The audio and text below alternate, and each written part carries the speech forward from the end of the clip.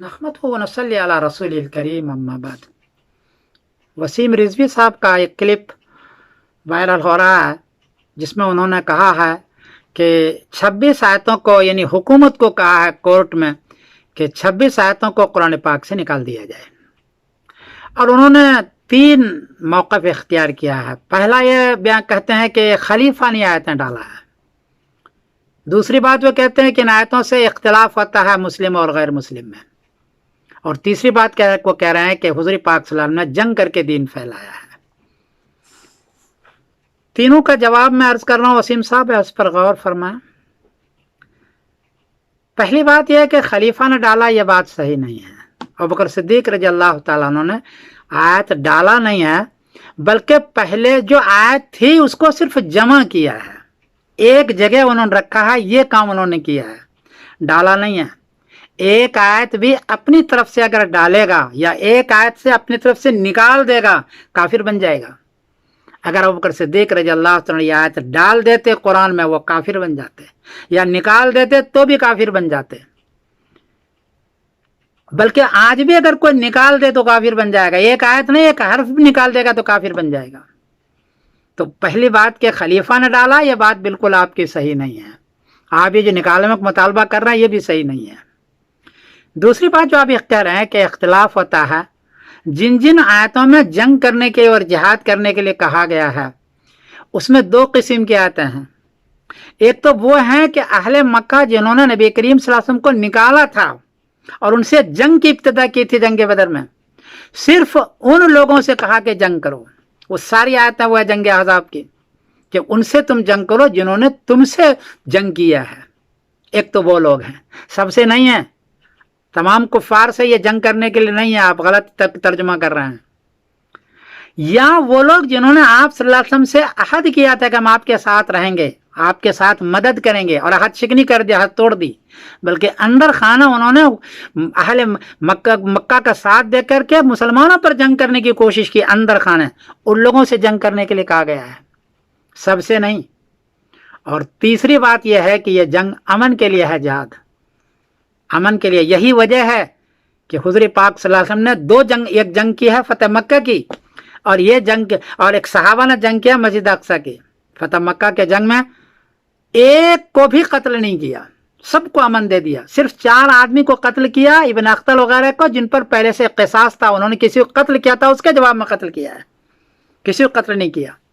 अगर ये जंग इतना ही होती जैसे आप कह रहे हैं तो नबी करीम सल्लल्लाहु अलैहि वसल्लम सारे मक्के वाले को अमन नहीं दे देते, बल्कि सबको कत्ल कर देते।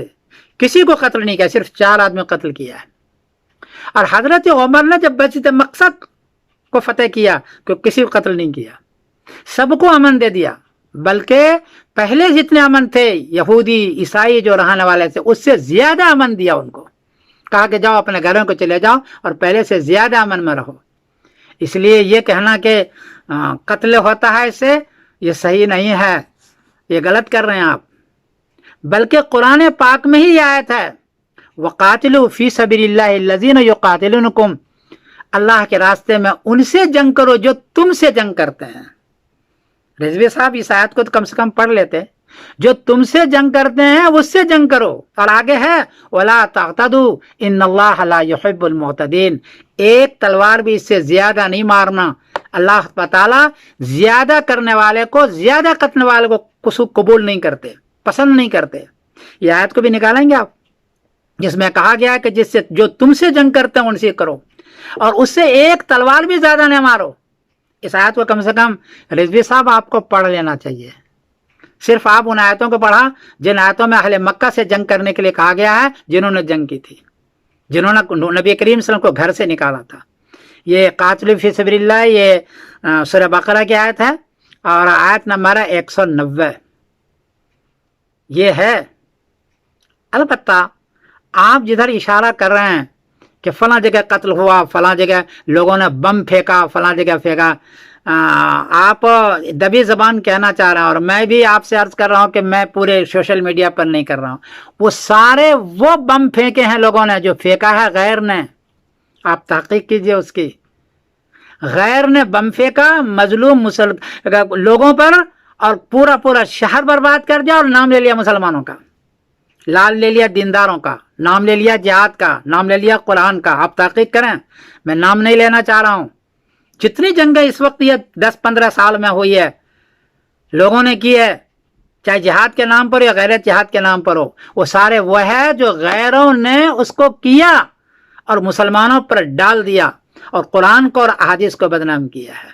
लेकिन चूंकि मुसलमान मुत्तफिक नहीं थे, आपस में थोड़ा इख्तलाफ है, इतनी उसको वसअत नहीं है, सोशल मीडिया उसके पास नहीं है, इसलिए वो कुछ नहीं कह पाए।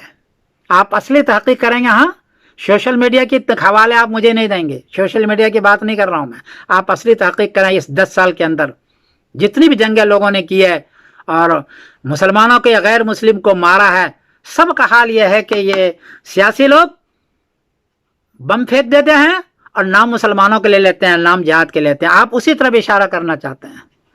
आप पूरी दुनिया के लोगों को, रिजवी साहब नाम मुसलमान का है, पूरी दुनिया के लोगों को आपने जलील कर दिया और पूरी दुनिया पर आपने हाथ फेर दिया। आपको ऐसा नहीं करना चाहिए। आपको पहले फतह मक्का के जंगों की वो तफसील पढ़नी चाहिए, मस्जिद अक्सा जो फतह किया उसकी तफसील पढ़नी चाहिए। यह है वो जिहाद। कुरान पाक तो ये कहता है कि गैर मुस्लिम के 8 आदमी को कत्ल मत करो मैदान जंग में। कुरान कह रहा है, हदीस कह रहा है, मैदान जंग में। और जब उनको उस पर कामयाब हो जाओ तो सबको माफ कर दो। जंग मड़ी मुस्तलिक में नबी करीम सल्लल्लाहु अलैहि वसल्लम सबको माफ किया था, किसी कैदी को कैदी नहीं बनाया, सबको माफ कर दिया और क़यामत तक के लिए यह है। और जब तुम्हारी हुकूमत हो जाए तो हदीस के अंदर मौजूद है, नबी करीम सल्लल्लाहु अलैहि वसल्लम ने फरमाया कि गैर मुस्लिम के जान की हिफाजत करोगे। सिर्फ वो टैक्स देगा थोड़ा सा, 12 दिरहम कुल टैक्स है साल का, तो टैक्स देगा और उसकी जान की हिफाजत करेगा, उसके माल की हिफाजत करेगा, उसके मंदिर की हिफाजत करेगा मुसलमान, हाँ, और उसके दीन की हिफाजत करेगा। हदीस पढ़िए आप, उसकी दीन के भी, अगर वो गैर मुस्लिम है उसके दीन की हिफाजत करना भी मुसलमानों की जिम्मेदारी बनती है। तो उसकी मस्जिद की हिफाजत, उसके दीन की हिफाजत, उसके माल की हिफाजत, ये सारी चीजें हैं। आपने कैसे कह दिया कि इन आयतों से वायलेंस होता है और लोगों में इख्तिलाफ होता है? वायलेंस तो दूसरे लोग कर रहे हैं और हम पर डाल रहे हैं या कुरान पर डाल रहे हैं। और ये बात सुन लो, कुरान के एक आयत का एक हर्फ भी कोई बदलेगा वो मुसलमान बाकी नहीं रहेगा। आप किस मकाम पर खड़े हैं आप खुद भी फैसला फरमा लें। मुसलमान बाकी नहीं रहेगा, इसलिए कोई भी पूरी दुनिया में ये जुर्रत नहीं कर सकता है कि कुरान पाक के एक आयत को बदले या उसको निकाले। बल्कि ये भी नहीं कि वो आयत है और कहे कि मैं आयत, इस आयत को नहीं मानता हूं, है आयत नहीं मानता हूं, तब भी वो मुसलमान बाकी नहीं रहेगा, उसको जहन्नम में जाना पड़ेगा। कुरान पाक की आयत है ये किसी आम आदमी के नहीं है। ये चंद गुजारिशात थे रिजवी साहब, मैं समीरुद्दीन बोल रहा हूं, आप इस पर दोबारा गौर करें और ये सारे जो कर रहे हैं वो आप न करें। मैं आपसे मुआदबाना गुजारिश करता हूं। अस्सलाम वालेकुम व रहमतुल्लाहि व बरकातुहू।